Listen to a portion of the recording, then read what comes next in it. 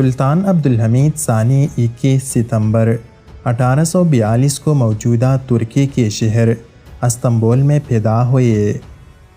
وہ 1876 سے 1909 تک سلطنت عثمانیہ کے سلطان و خلیفہ کے منصب پر فائز رہے۔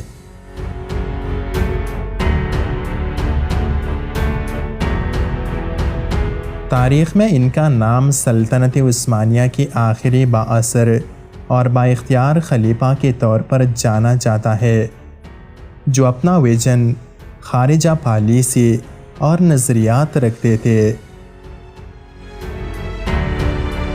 سلطان بننے سے پہلے انہوں نے اپنے چچا سلطان عبدالعزیز کے ہمراہ کئی ممالک کا دورہ بھی کیا، جن میں یورپ کے کئی اہم شہر شامل ہیں۔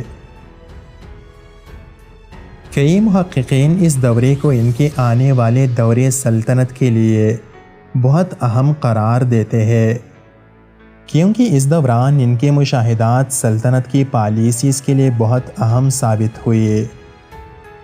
آپ نے عربی اور فارسی زبان کی تعلیم بھی حاصل کی اور دیگر علوم کے ساتھ ساتھ تصوف کے رموز سے بھی آگاہی حاصل کی۔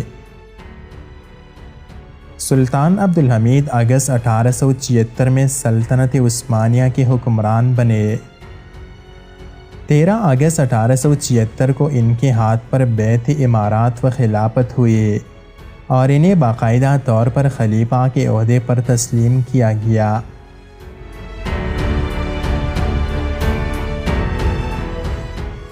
19ویں صدی میں سلطنت عثمانیہ کمزور ہو رہی تھی اور اندرونی و بیرونی محاذوں پر مختلف چیلنجز سے نبرد آزما تھی۔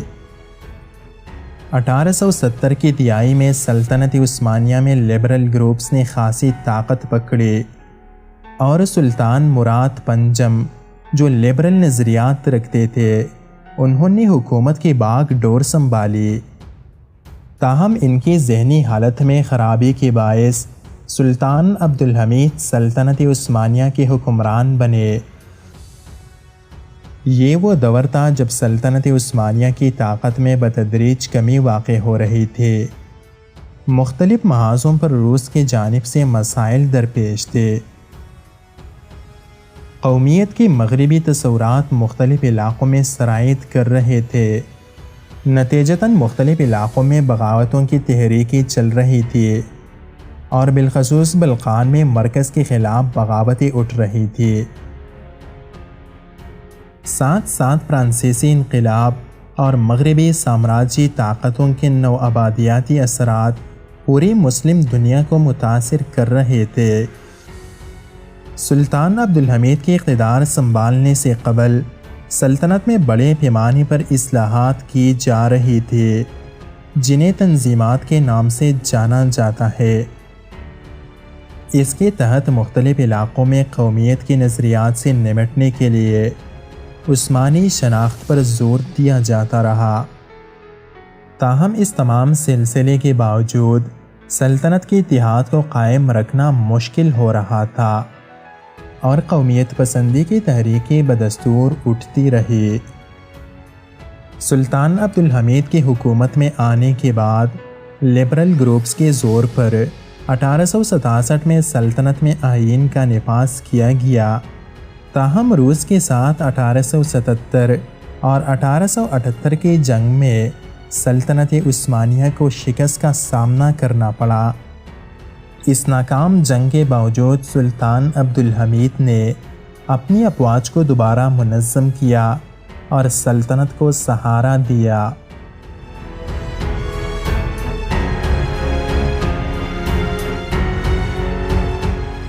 روس کے ساتھ جنگ کے بعد وہ اس بات پر قائل ہوئے کہ یورپی اتحادی سلطنت پر مشکل وقت میں کام نہیں آئیں گے۔ چنانچہ انہوں نے نئے قائم کردہ اسمبلی اور آئین تحلیل کر دیے۔ سلطان نے تنظیمات کے سلسلے کو منقطع کیا اور سلطنت میں عثمانی کے بجائے اولین شناخت کے طور پر اسلام پر زور دیا، کیونکہ تنظیمات کے تحت سلطنت کے زوال کو روکنا مشکل تھا۔ البتہ اسلامی شناخت پر توجہ کم کرنے کے باعث قومیت پسندی کو زیادہ تقویت ملی تھی۔ سلطان عبدالحمید اس بات پر قائل ہو گئے تھے کہ مسلمانوں کی اتحاد اور مرکز کو قائم رکھنے کے لیے مسلمانوں کو نظریاتی طور پر مسلم شناخت کی جانب قائل کرنا ہوگا، اور یہی سلطنت کی طاقت کا بھی راز ہے۔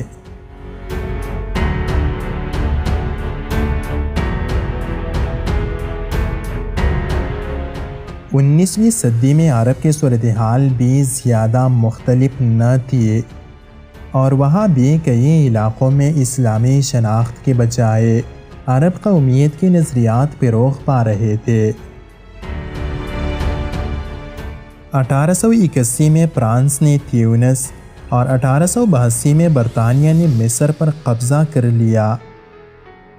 19ویں صدی کی آخری دہائی میں برطانوی اخبارات میں مختلف تجاویز شائع ہوتی رہی کہ برطانیہ کو جزیرہ نما عرب میں اپنا کنٹرول بڑھانا چاہیے، چنانچہ عرب کے لیے خلیفہ عرب میں سے ہی ہو اور سادات میں سے ہونا چاہیے۔ اس صورتحال میں عرب نیشنلزم کو مزید فروغ ملا اور بیرونی محاذوں پر مسائل کا سامنا کرنے والی سلطنت کو اندرونی سطح پر زیادہ چیلنجز کا سامنا ہونے لگا۔ خلیفہ عبدالحمید نے صورتحال کو بھانپتے ہوئے 1881 میں حجاز مقدس کی جانب دستے روانہ کیے تاکہ حالات کو کنٹرول میں رکھا جا سکے اور سلطنت کی وحدت قائم رہے۔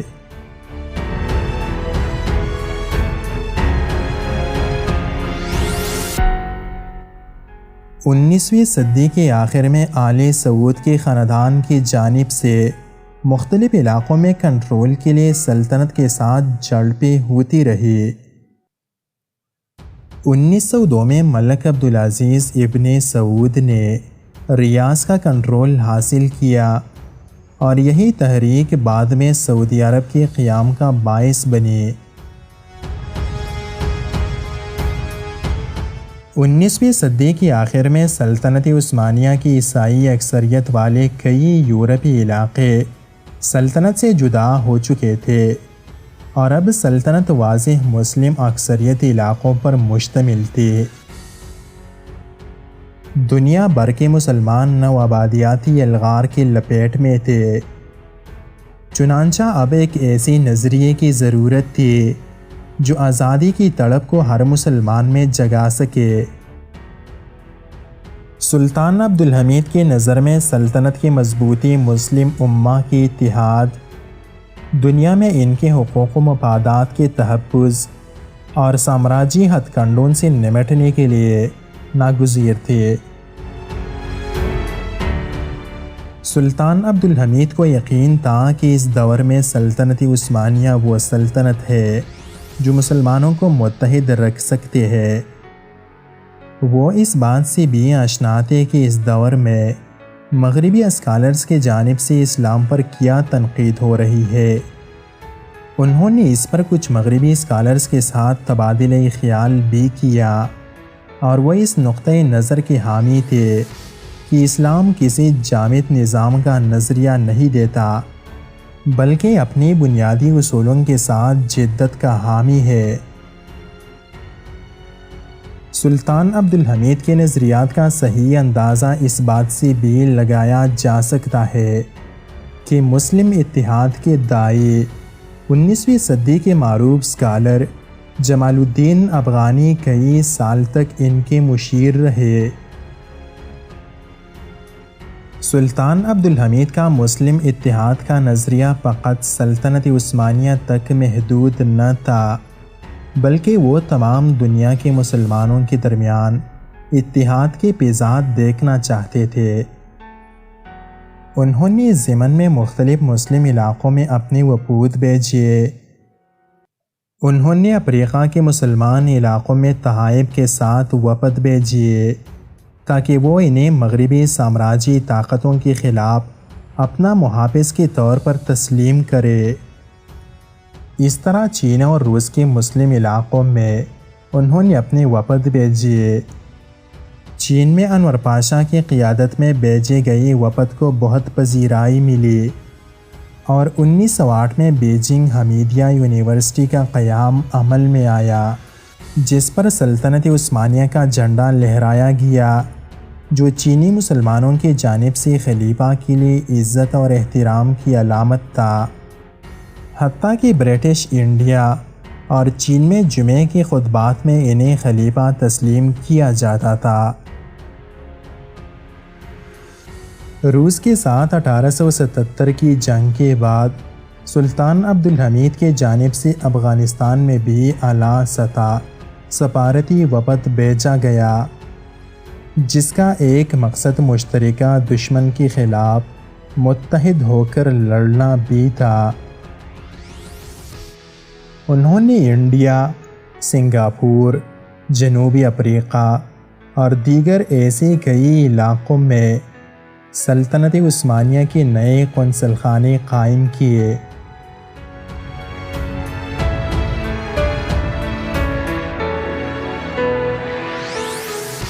فرانس اور برطانیہ اس وقت سلطنت کے مختلف علاقوں پر قابض ہو رہے تھے۔ روس کے ساتھ بھی مختلف محاذوں پر جنگیں لڑی گئی، جبکہ جرمنی ان کے مقابلے میں ایک ابھرتی ہوئی طاقت تھی۔ سلطان عبدالحمید نے جرمنی کے ساتھ اچھے تعلقات کو فروغ دیا۔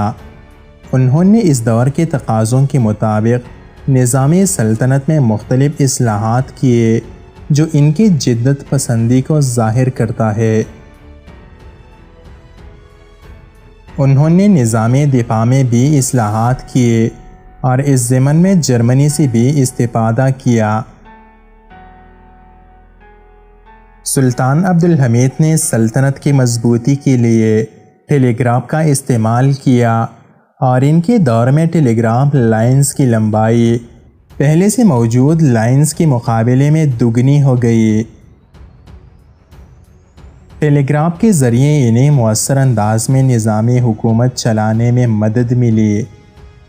سلطان عبدالحمید نے سلطنت میں جاری نظامی تعلیم میں اصلاحات کیے اور فقہ، تفسیر، اخلاقیات اور اسلامی تاریخ جیسے موضوعات پر زیادہ توجہ مرکوز کی۔ انہوں نے کئی دینی مدارس بھی قائم کیے اور ان کی خصوصی نگرانی کی۔ سلطان عبدالحمید نے حرمین شریفین پر خصوصی توجہ دی اور وہاں ہسپتال اور انفراسٹرکچر کا کام کیا۔ اسی دوران خانہ کعبہ اور مسجد حرام میں پانی کا جدید نظام بھی لایا گیا۔